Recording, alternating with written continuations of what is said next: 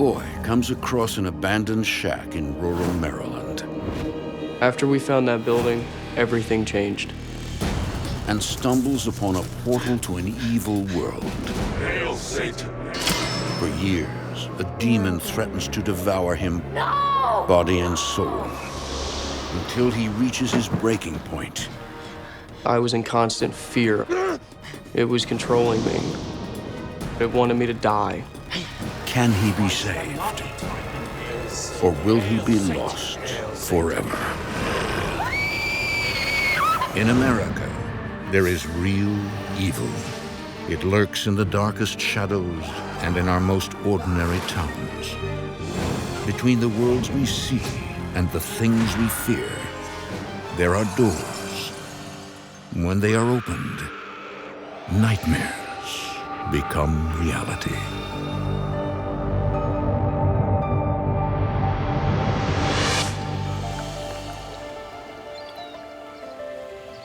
In Maryland, far from cities like Annapolis and Baltimore, there are fields and forests where a boy can still explore like frontiersmen of old. Odenton was in the middle of nowhere. It was right back in the middle of the woods. In the summer of 2003, 12-year-old John Drenner Jr. ventures into the forest behind his grandmother's home.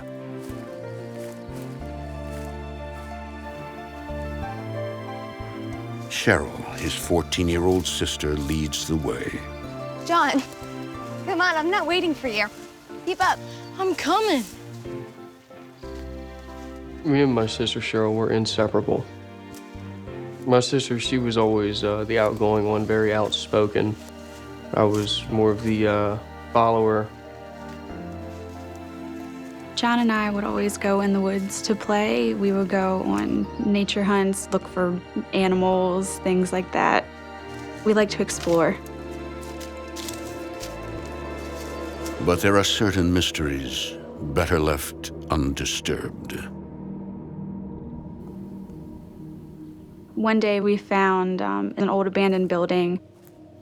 As we walked closer to it, we started getting this weird feeling about it, like we shouldn't be there. I definitely had an eerie feeling. Something was just telling me don't go near it. It was spooky. John, what are you doing? Get away from there. Come on, this is cool. No way. I decided that I was going to be the brave one and venture inside. She was always the one that was making the good choices, where I really wasn't.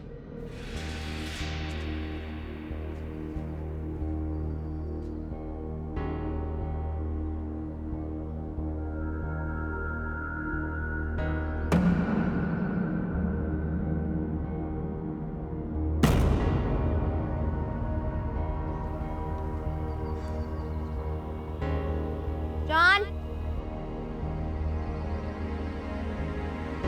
John, come on, I want to go. Okay, I'm coming. Wait up. There's something here. In one of the corners, I found a book. It had an upside-down cross on it.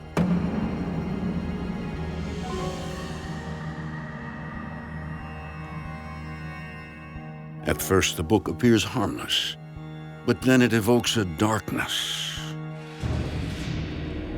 Cleanse yourself of malignant and pent-up emotions. Hail Satan. Why should I not hate my enemies? Hail Satan. And I just started getting this heaviness in my chest, and it felt like I couldn't breathe. And it was just this scary feeling. Cheryl, I ended up throwing the book wait up, because it scared me so bad. wait up.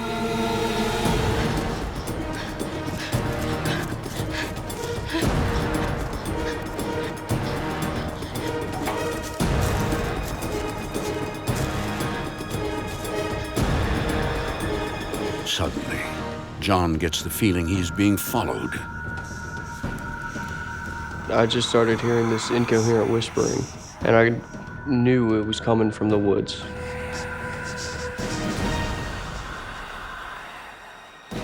John tries to forget about his terrifying experience in the shack.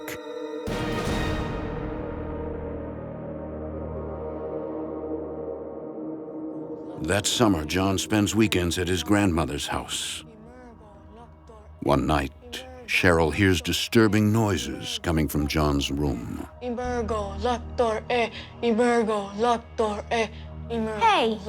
it's late. I can hear you all the way out in the hall.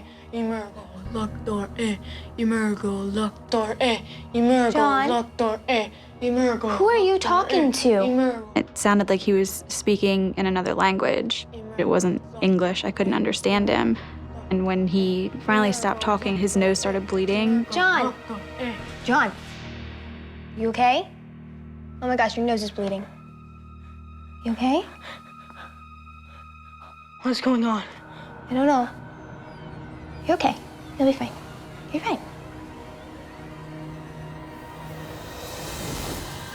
The next morning, John's mother and stepfather arrive to take him to his home 12 miles away in Pasadena, Maryland. John tries to put the bizarre incidents of the last few days behind him. How was the weekend? It's good.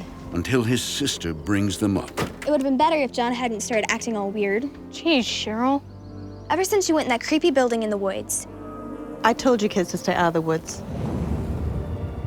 The woods are said to harbor dark secrets. Local legend has it that satanic rituals took place there. Everyone in the neighborhood said, don't go near the Devil's Church. Whenever someone who's gone by there either got killed on the nearby train tracks or something horribly bad happened to them. But although John's mother has heard the rumors, she doesn't put much faith in them. They're just rumors, Mom. My opinion of the paranormal was it was about as legitimate as the Easter Bunny. But her son John is about to find out just how true rumors can be.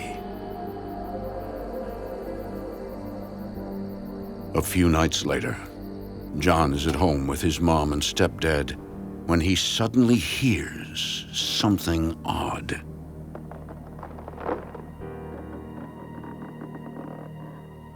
I had heard scratching on the house and in the walls and outside of the house.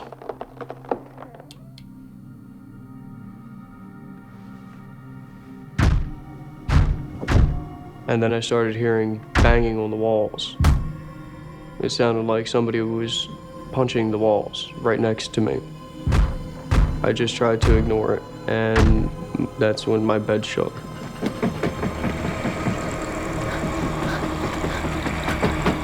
It was a very violent shaking. It felt like an earthquake. But then, from the darkness,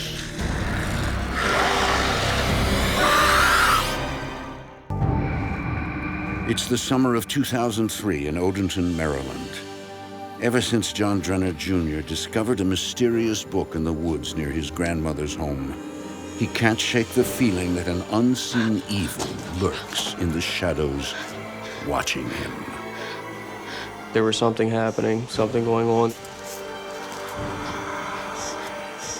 The first time that I heard the whispering in the woods, I knew there was just something off about it. I knew there was something wrong, and it scared me. Hail Satan! Hail, hail Satan! Cheryl worries about the sudden change she sees in her little brother. He was scared to tell me. I didn't know what to think. I didn't know how I could help. You okay? What's going on? You're okay. You'll be fine. But the night comes when John meets the dark force face to face.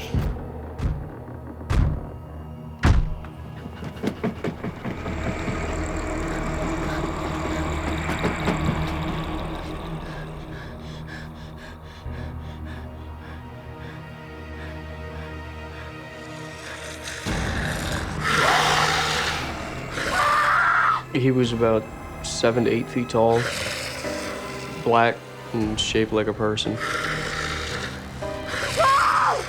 Honey, what's wrong? What is it, honey? I saw something. What did you see? What? It's gone. Okay. What was it? It looked like a man.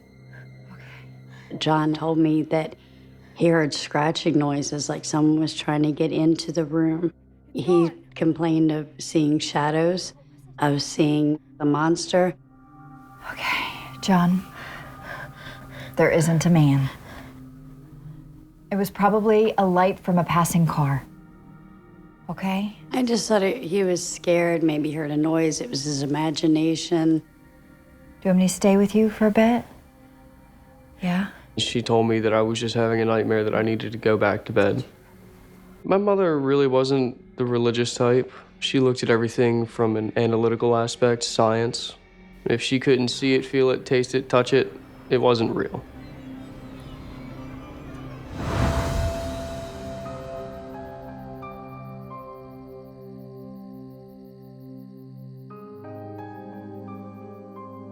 Night after night, the same creature pays John a visit.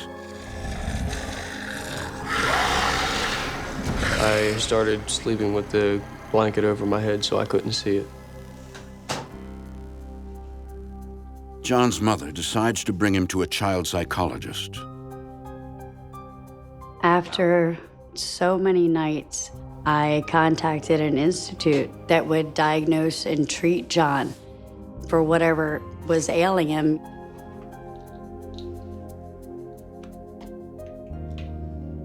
My mom always thought that there was something psychological going on with John.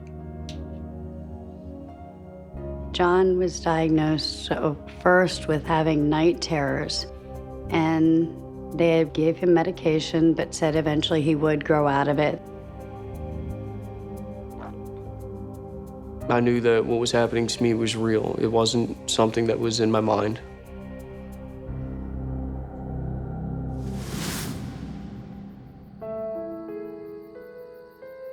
Things appear to calm down for a while, until one weekend when they are back at their grandmother's house, Cheryl finds John acting strangely.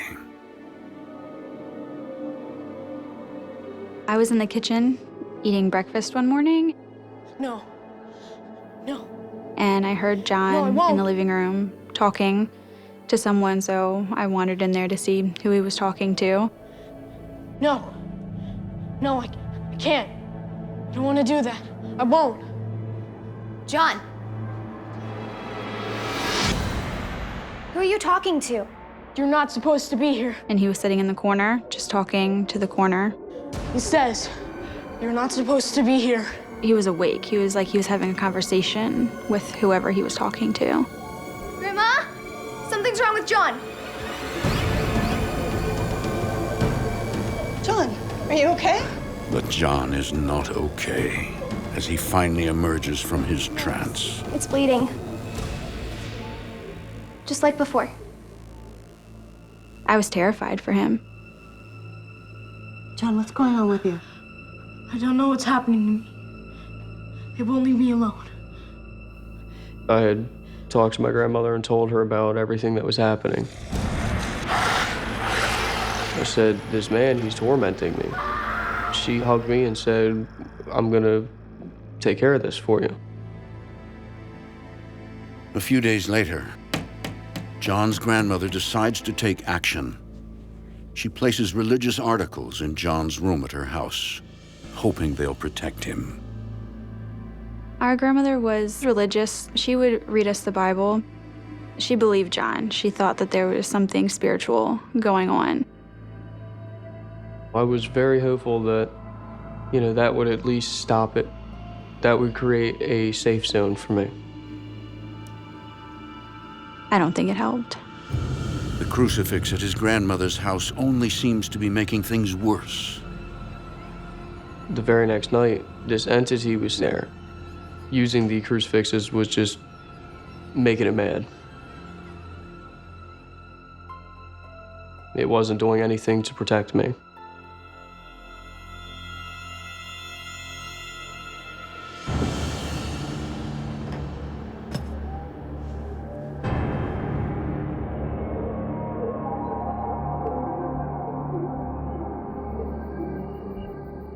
A few nights later, when he's back home with his mom and stepdad, John senses the evil force is back. That night, I just laid down to close my eyes and I heard a knock in the corner of my room.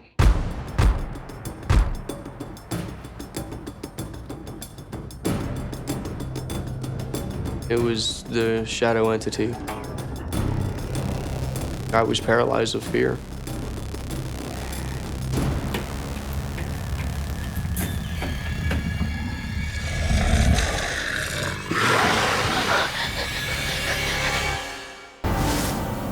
When he was just a boy, John Drenner Jr. unwittingly uncovered an evil force in an abandoned shack, rumored to be the site of satanic gatherings. Hail Satan!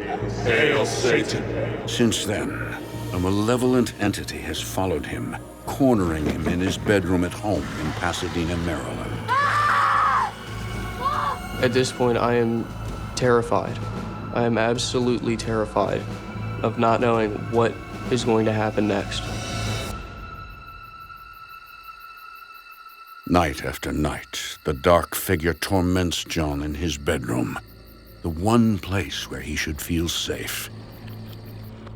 And as time wears on, the entity grows bolder and more grotesque.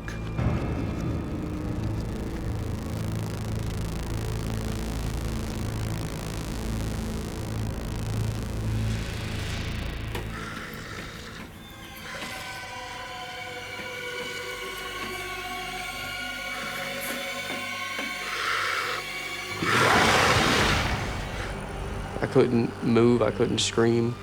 I could just look at it. It's emptiness in its eyes. It's just absolute evil. No! John has run to his mom and stepdad for help many times, even though they believe he is just suffering from night terrors. But that night, John's cries go unanswered. I started banging on my parents' door to wake up and help me. This thing was going to hurt me. I felt like it was going to kill me. And I'm banging on the door for about 5 minutes and nothing. Open the door!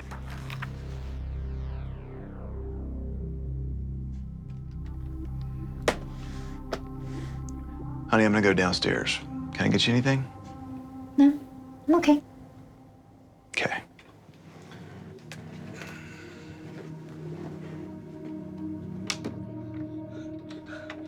Hey, buddy. Shouldn't you be in bed? Why wouldn't you open the door?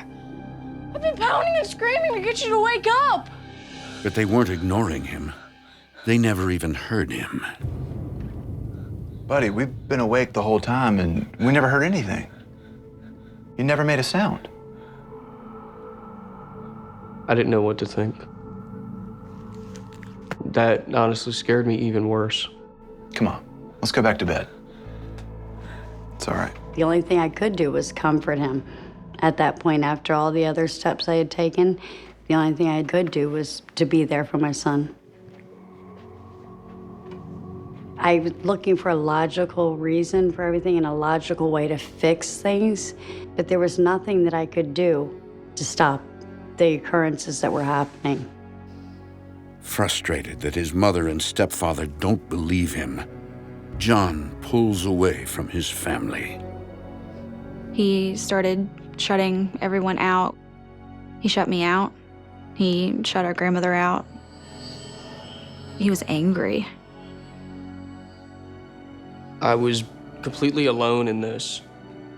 Nobody could understand or believe what they couldn't see or feel for themselves. And it was a complete and total nightmare for me.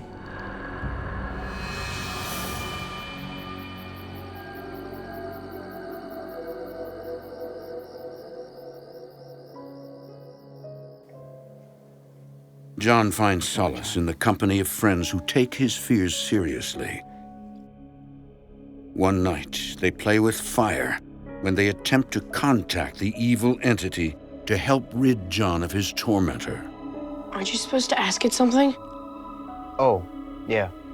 I decided to tell one of my friends about what was going on. Is there anybody here with us? He had said, well, I have a spirit board. We can use it and find out what it wants, and then it'll leave you alone.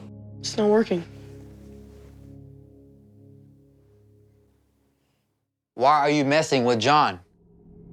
I had no idea what it was or how it worked or anything like that, because I'd never really messed with him before. It's not working.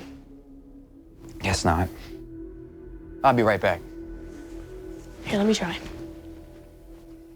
My one friend got up to use the bathroom.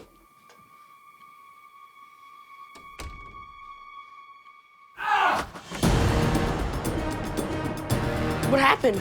Something grabbed my leg in there. He said, I felt something touch my leg. Let's go. Roger. Wait, don't go.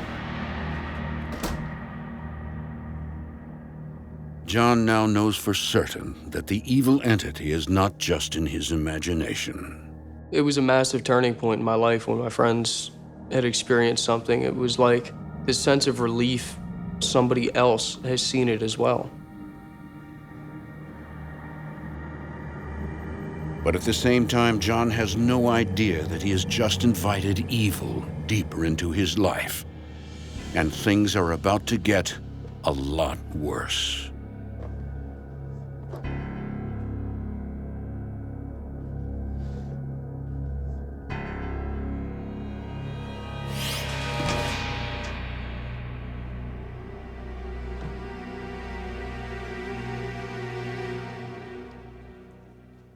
That's weird. I felt this heaviness in my chest again. I knew it was around.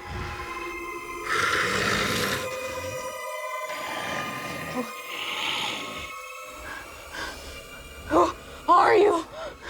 We are Legion. It said, we are Legion, and we will never leave. We?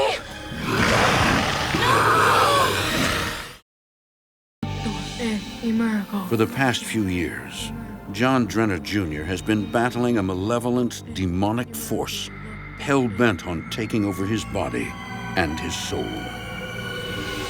It all started after he unknowingly encountered the entity in an abandoned shack in the Maryland woods. Indulgence instead of abstinence. Rumored to be the site of satanic worship. Hail Satan! Hail Satan!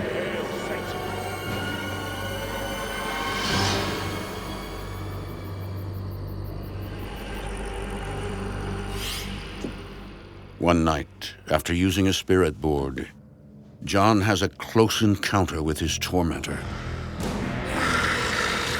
Who are you? We are Legion. We? It was just this deep, grovelly, bass-type voice. It just literally radiated through your whole body. Then, the sinister force attacks. And I could feel its breath on my face. It was trying to choke me to death. I felt like it was going to kill me. But no one comes to his aid. John manages to escape the clutches of the evil entity, but knows it's only a matter of time before it strikes again. With family and friends unable to help him in his fight, John conducts research to try to understand what he's up against. It was attacking me. And at this point, I was really in fear for my life.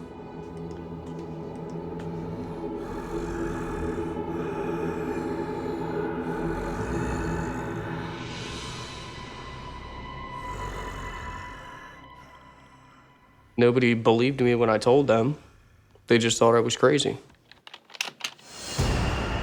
Suddenly, John comes across an image of an upside-down cross, nearly identical to the one he saw on the book in the woods. It's a symbol often used by devil worshippers. Hail Satan! Why should I not hate mine enemies? Hail Satan! Hail Satan! It all begins to make sense.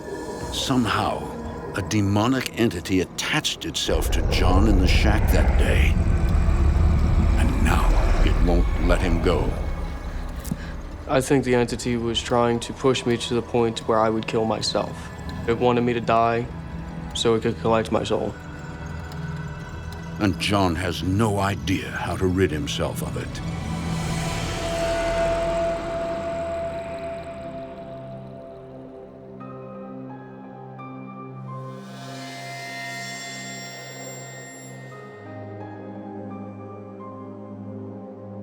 Since he was a boy, John Drenner Jr. has been battling a demonic force.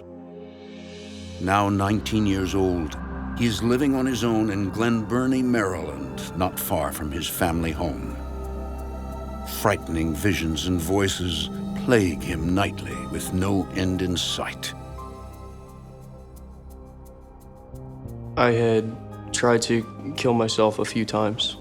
I was tired of dealing with this, and I was tired of fighting this by myself. John has found himself increasingly isolated from those he loves. His mother.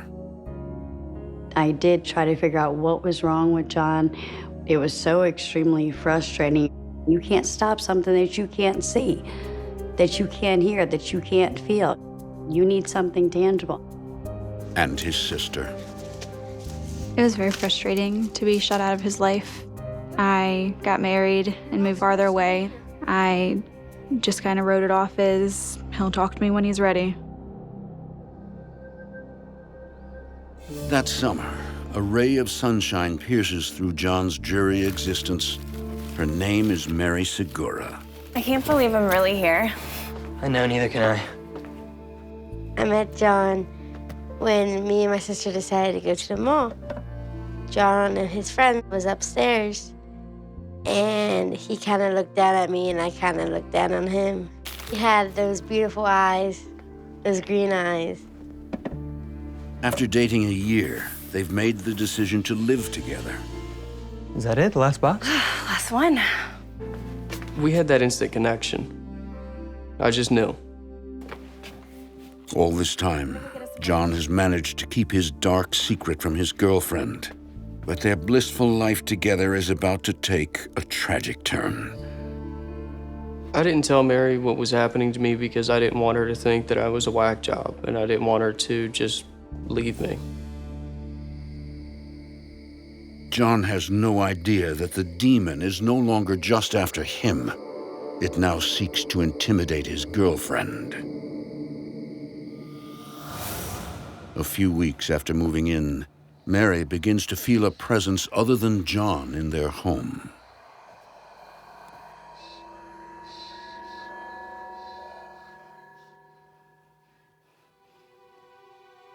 I felt like someone was watching me, but I knew that nobody was home. It's the worst feeling you can ever possibly have.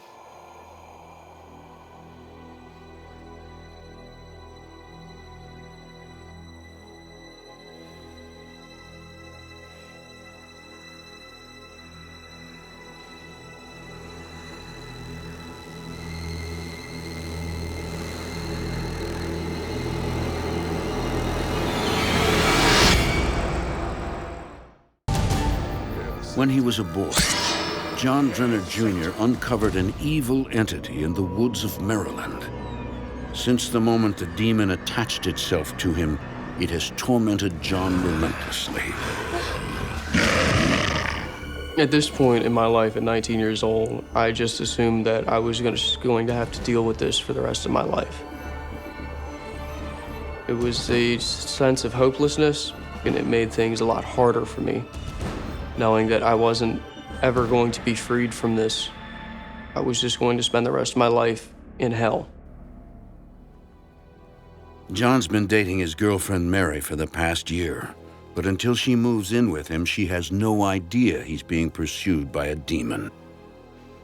One day, Mary senses its presence.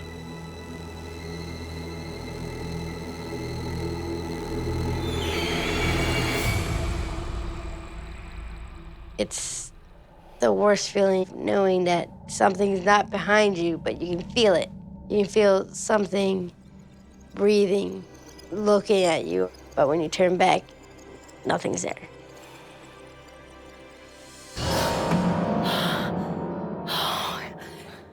Oh my God, you scared me. I'm sorry. Oh, I've been having this creepy feeling all day. Creepy. Yeah. It's nothing. He just said, oh, it's just a weird feeling. It's just probably my imagination. I'm getting used to having someone else live with me. I had the feeling that she knew something was going on, but she didn't know what. For the next few days, John continues to hide the truth from Mary until she begins to sense a change in him. Throughout the days, he would be sweet and loving. Then all of a sudden you say one thing and he snapped. It was aggressive. Hey, did you mail the rent check? I will. Okay, when? I will. I'm trying to read. I just don't want to have to pay a late fee and then there's like charges. I said I will. What's wrong with your eyes? What do you mean? The eyes were black, frightening. It wasn't my John. Something else was taking over his body and his soul.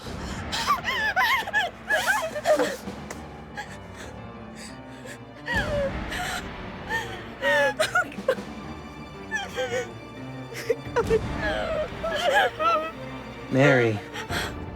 Why don't you come out, Mary?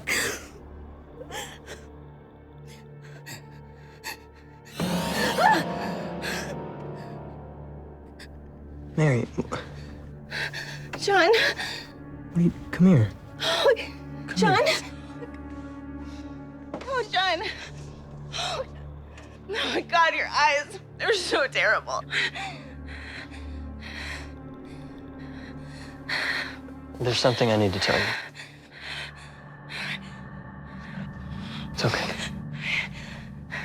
He started to tell me everything about his life and dealing with this demonic thing. Ever since I was a kid, it's tortured me and it's followed me. I thought it was over. I thought it was gone, and the last thing that I wanted was for anything to happen to you. I'm sorry. I didn't know what to think. Either A, he's crazy, or B, he really needs help. That's a lot to take in, and for a minute there, he kind of had me in shock. I was sure that she was going to leave me. Okay. Okay, hon, we'll work on this together.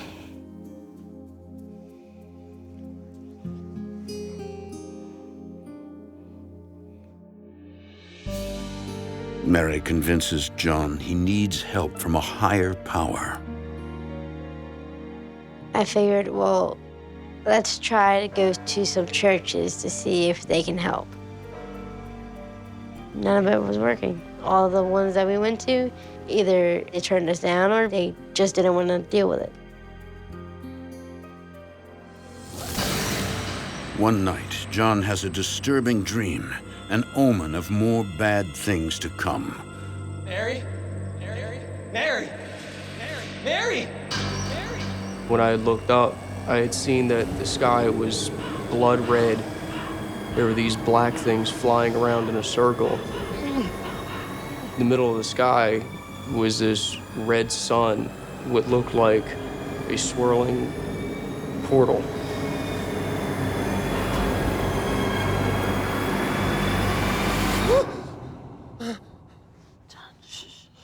It's just a nightmare. It was frustrating.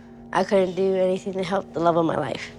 And I suffered every time he had a nightmare, every time he had a vision, I suffered. Because that was me feeling hopeless.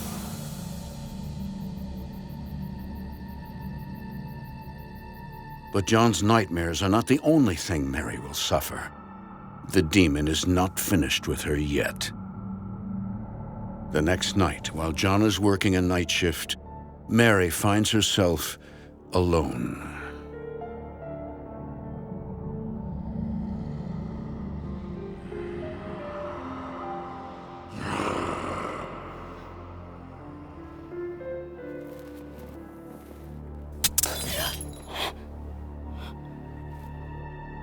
It was pitch dark. Turned on my cell phone. It was full battery.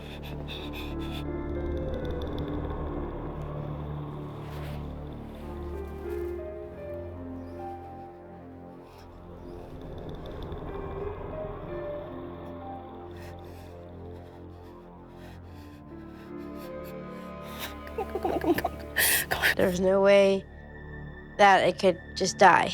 No, come on.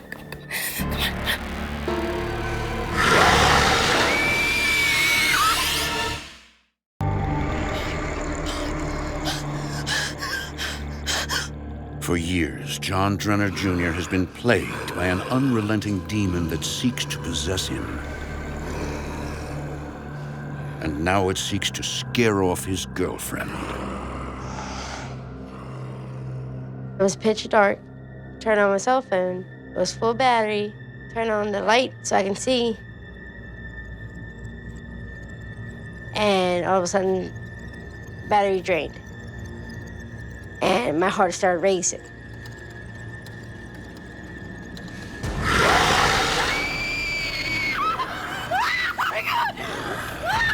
The figure was face to face to me. I was terrified. I didn't know what to do, but just stand there and shake.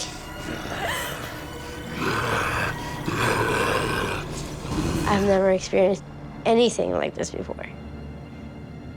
Anything.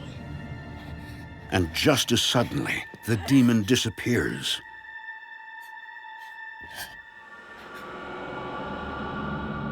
John now knows the entity will stop at nothing to destroy him and isolate him from the people who care about him. This shadow entity was gaining power, and it wanted complete and total control.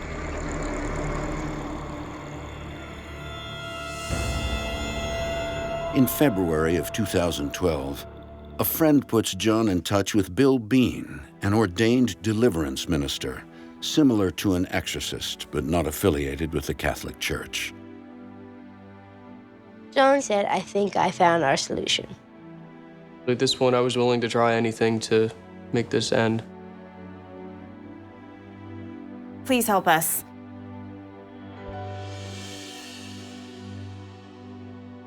I will. Come closer.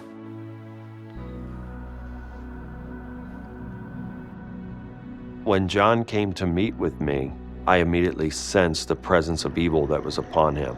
I could see the demon that was behind his eyes, absolutely could see it.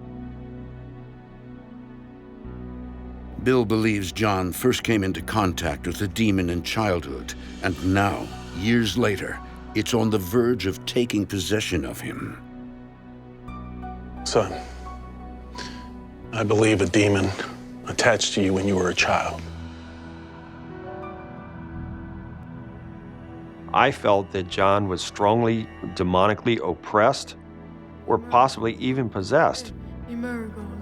Demonic oppression is the beginning stages of possession. The person becomes introverted, withdrawn from family members and friends. They start to have a negative outlook on everything. John, you need a prayer of deliverance. Now. Deliverance is similar to an exorcism. In John's case, it was severe. Steps had to be taken right then and there. And something in me kept telling me, don't do it. But with nowhere else to turn, John wills himself to go through with it. Amen. I forced myself to take his hand. The Lord is my shepherd, I shall not want. He maketh me to lie down in green pastures. He leadeth me beside the still waters. Suddenly, the evil John encountered so long ago lashes out. Satan represents indulgence instead of abstinence. Hail, Satan. He restoreth my soul. Satan represents undefiled wisdom instead of hypocritical self-deceit. I take power and authority over this demonic spirit in the name of God. I cast you out, spirit! I said, do you renounce Satan and all of his works? Yes, I do. I cast you out, spirit! Cast you out!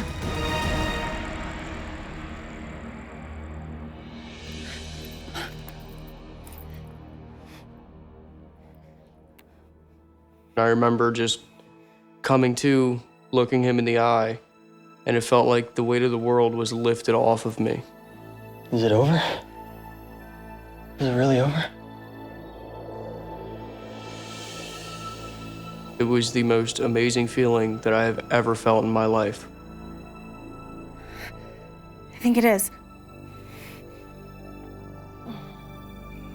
At that moment, I got my John back.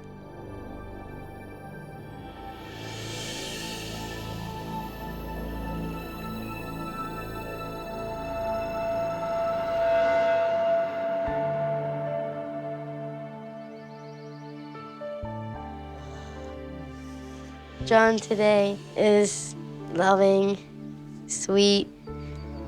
I definitely feel that the situation made him a stronger, more outgoing person. You love it. I do. You love it. Eventually, John reestablishes ties with his sister and mother. Whatever. When my brother came back into my life, he was happy again, and we're working and growing our relationship every day. John's mother, a paranormal skeptic, is still devoted to science and logic. He's like, Mom, can you explain what happened to me? I can't explain. And I said, it doesn't matter. I found my solace and comfort knowing that my son was finally free and happy. Thank you.